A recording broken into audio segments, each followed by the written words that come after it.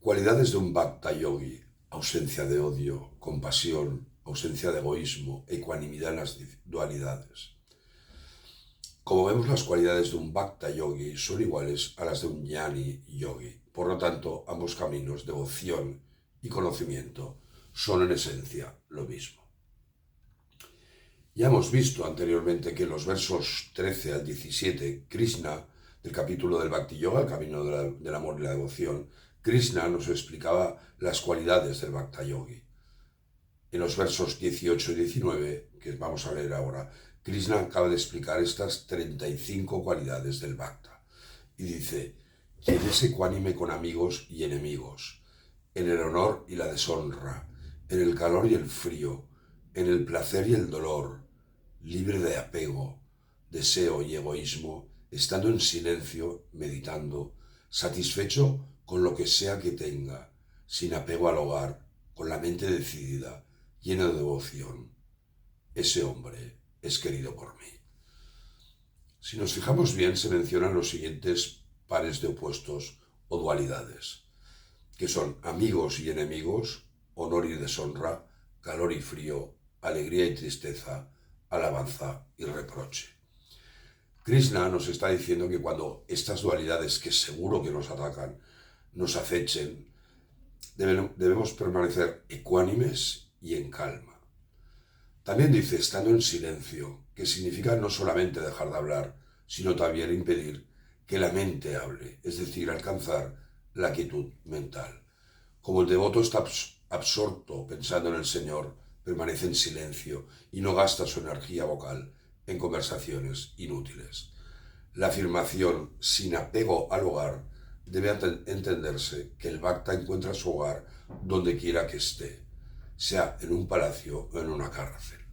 El devoto no tiene que estar apegado al concepto tradicional de hogar. ¿Cuáles serán las 35 cualidades del Bhakta que hemos hablado? Que nos habla Krishna, y os las leo. 1. Ausencia de odio hacia todos los seres. Amabilidad, compasión, la ausencia de lo mío, ausencia de egoísmo, ecuanimidad en la alegría y la tristeza, tolerancia, satisfacción, autocontrol, firme determinación, entregar la mente y el intelecto a Dios, ausencia de temor de él hacia el mundo o del mundo hacia él, ausencia de alegría, odio y temor, falta de deseo, pureza, habilidad en la acción, indiferencia, liberación de la ansiedad, renuncia a los frutos de la acción, ausencia de júbilo, ausencia de odio, ausencia de miedo, ausencia de deseo, renuncia al bien y al mal, equidad mental hacia amigos y enemigos, ecuanimidad en el honor y la deshonra, ecuanimidad en el calor y el frío, ecuanimidad en la alegría y el dolor, desapego, equidad mental en elogios y reproches, silencio,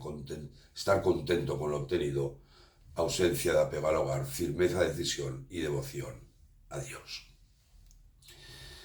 Estas 35 cualidades de un Bhakta se han ido mencionando en estos últimos versos de este capítulo y son prácticamente las mismas que las de un Jnani. Por tanto, ambos caminos de devoción y conocimiento son en esencia lo mismo.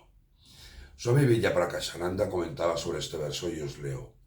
El devoto al principio adora con flores y frutos, pero a medida que evoluciona ofrece la flor de su propia mente a la divinidad que impregna todo el universo. Shankaracharya, en su Sivananda-lahari, decía que la gente aún no ha aprendido a ofrecer la flor de su mente al Señor y luego permanecer en dicha quietud. Así, el verdadero devoto evoluciona a la forma superior de adoración con la mente. ¿Qué son estas flores de la mente? Son las 35 virtudes aquí mencionadas. Por eso, junto con las flores necesarias, es necesario adorar al Señor con flores de virtud y conducta espiritual. Que todos los buscadores aprendan su forma superior de adoración y obtengan la gracia de Dios. De todas las cosas mundanas, la mayor y más preciosa posesión del hombre es el amor del Señor. Y tal amor no puede alcanzarse sino mediante la práctica de las virtudes antes mencionadas. Como siempre, interesantes reflexiones de Swami Vijayaprakasananda. Muchas gracias. Om Namaste.